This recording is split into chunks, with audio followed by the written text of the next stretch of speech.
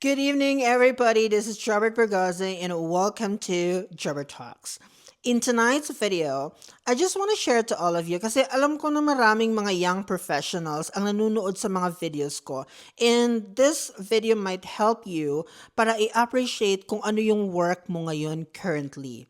Kasi alam niyo po, bilang mga trabahador, yung mga professionals na hindi nanggaling sa angka ng mayayaman, obviously, tayo yung gagawa ng sarili nating pangalan. Because we cannot ask from anybody na ilagay tayo sa posisyon na ito agad-agad. No, hindi ganun yung buhay natin. Iba tayo doon sa pinanganak talaga na mayaman at may pangalan talaga sa community natin.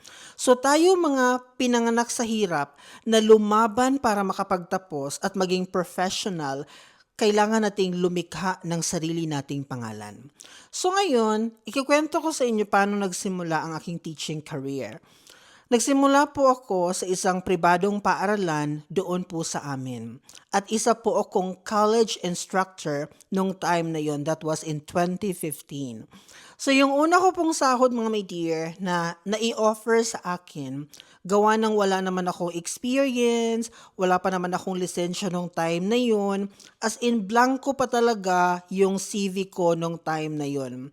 Nagpapasalamat na ako sa Panginoon kasi nagtapos ako sa isang napakagandang university sa Mindanao, kaya nabigyan ako ng chance na makapagturo agad-agad right after lumabas ako sa university. So ang sahod ko noon mga my dear, the first offer I got from that particular job was only 9,500. Ganun lang po. Pero kasi college instructor ako, meron kaming mga additional na natatanggap pag lumagpas na doon sa full load na nakatalaga. For example, like 24 units ang full load. Pag nabigyan ka ng beyond that, part-time na yun. Bali, per hour na yung counting nung ano na yun, nung sahod nun. So, nakakatanggap pa rin ako ng mga siguro mga 14, 15, ganon in 1 month. So, twice kami nagsasahod sa isang buwan.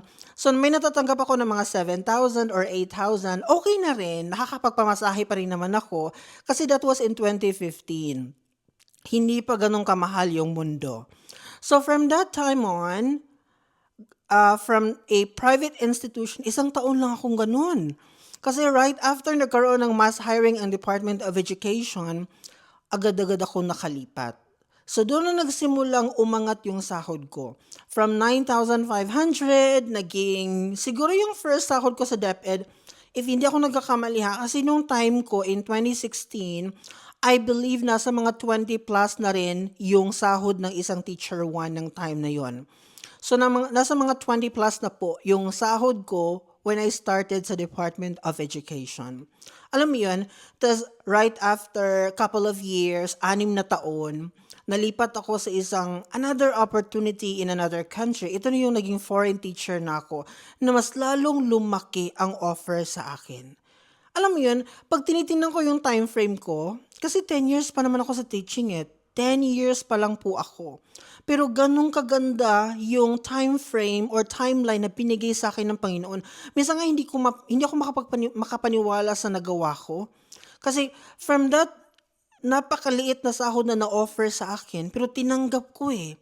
Kasi alam natin na parang, lagi kong sinasabi talaga na yung experience kasi natin or tayo bilang isang trabahador, para tayong ginto. No? Na the more tayong nai-expose doon sa bagay na nakakapag-shine sa atin, nakakapaglinang sa kung ano talaga yung meron tayo, nagmamahal din yung presyo natin. 'Di ba? From that amount, ngayon, ganito na yung na-offer sa akin. At saka, lalo na kapag meron ka ng international experience kahit saan ka humarap. Kasi napatunayan ko bago-bago lang, humarap na naman ako sa panibagong mundo. Bumukas na naman ako ng panibagong chapter this year. Hinarap ko sila. I offered to them my credentials. Ito yung kakayanan ko. This is how I'm going to deal the job, whatever. This is how I can contribute to the government, to your country, whatsoever. Pasok na naman sa banga. That means to say, dahil pinahalagahan mo yung pinakaunang step mo, pinagbutihan mo, ginawa mo ng maayos yung trabaho mo, naging isa kang magaling na teacher, for example, kasi yun ang profession ko. Kung yun din ang profession mo, kapag ginalingan mo doon sa pinakauna mong hakbang, magiging magaling at magiging magaling ka talaga. Gagaling ka at mas lalo pang gagaling. Pagdating ng panahon, haharapin mo ang panibagong chapter ng buhay mo, malaki ang i-offer sa iyo. Kasi ito yung kaya mong gawin, ito yung na-achieve mo na, ito yung mga nagawa mo na. So, paulit-ulit kong sinasabi sa mga nakikilala ko mga young professionals, kung ano yung na-offer sa iyo sa trabaho mo ngayon, tanggapin mo. Whether nasa Philippines ka ngayon or nasa ibang country. For example, mas pinili mong mag-ibang bansa, okay? Mas pinili mong mag-abroad agad right after finishing your college in the Philippines. Kasi pwede naman talaga yun. For instance, nagpunta ka ng Thailand, nag-offer doon ng ganitong amount kasi sinasabi ng napakarami, huwag mong tanggapin kasi napakababa nung offer sa'yo. Parang na-underestimate yung pagka-Filipino mo, parang ganun. Ang liit ng offer sa'yo. Pero para sa akin, bilang nagsisimula pa lang, bilang lumilikha pa lang ng pangalan ko, syempre tatanggapin ko yun. Kung ako especially kung kailangan ko talaga ng pera, andun ako sa sitwasyon, obviously tatanggapin ko siya.